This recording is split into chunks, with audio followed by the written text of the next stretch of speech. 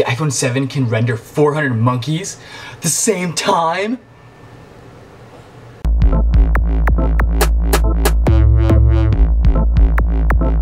Today, Apple unveiled their newest iPhone and iPhone Plus models. The iPhone 7 and 7 Plus. Yeah. Here are the major features you need to know, in case you either missed it or just want to recap. Their next generation processor is included in the iPhone 7 and 7 Plus. They've called it the A10 Fusion. They say it's faster than ever. But they say that every time, so the phrase is kind of losing its gravity to me. The A10 features faster CPU performance, much faster GPU performance, somewhere in their ballpark of like 30 to 50% faster. It's good stuff. I thought the A9 was plenty fast. Pretty soon, I will be coming out with a iPad Pro unboxing and review, so I'll talk about the A9 a little bit there. So watch out for that, that's coming.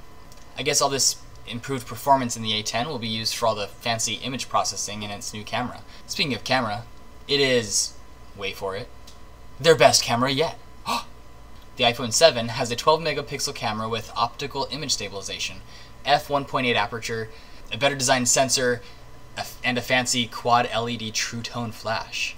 They talked about this other feature called flicker detection, so it tries to sense the natural flicker in the artificial lights in the room and compensate for that.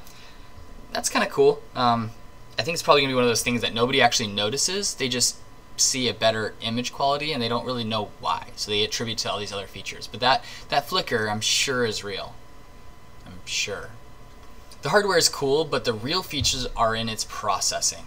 The iPhone, really phones in general, their processing is what makes them such good cameras, because an image sensor or a camera sensor that small, it normally would not be able to compete with the DSLR. Yet for some reason, my Galaxy S7 has a significantly better image quality than my Canon EOS Rebel SL1, which I'm sure has a larger sensor. It could also be because I have no idea what I'm doing with either of them. So sound off in the comments below to tell me how much of a noob I am with cameras. The iPhone collects a wider color gamut, higher speed, better low light performance, and the 7 Plus includes a zoom and bokeh feature added.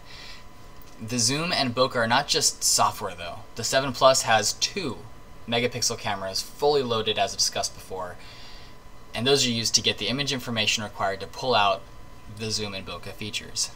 Very cool. So the way the zoom works is actually because it uses both cameras, and I guess maybe a 3D mapping of having the two different perspectives, or I'm not entirely sure what the actual algorithm is. I'm not a scientist in this and haven't done research on it yet. Sound off in the comments below if you'd like me to.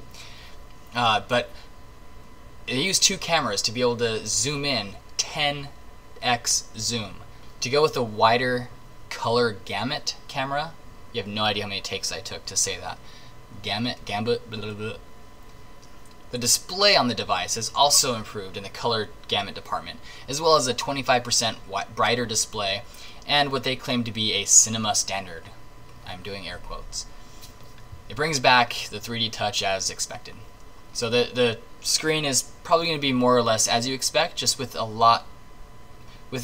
notably more popping colors, specifically in like the yellow and green range. So expect that. As rumored, they did nix the 3.5mm audio jack, but in my opinion they made up for it by including stereo speakers in the iPhone, which everyone loves.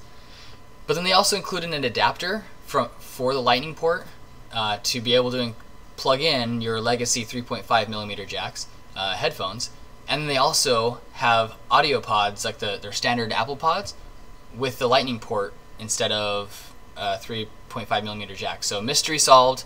Apple is not going to just ignore the whole audio thing. They're actually going to do the cool thing and give you accessories that go with it to be able to make up for it. So they know audio is important to their customers, and they followed through appropriately.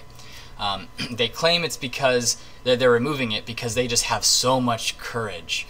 They have so much courage to remove this antiquated port that is just taking up all the space in their iPhone. So they'd rather remove it with all their crazy amounts of courage and, well, give you a better experience audio-wise.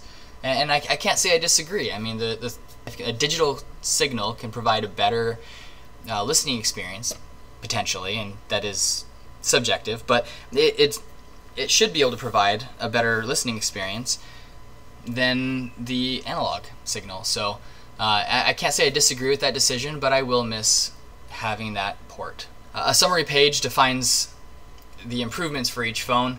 These are kind of the main key points they wanted to sell you on it. While it's on the screen, I will say that the things I'm most excited about for this release is the improved camera.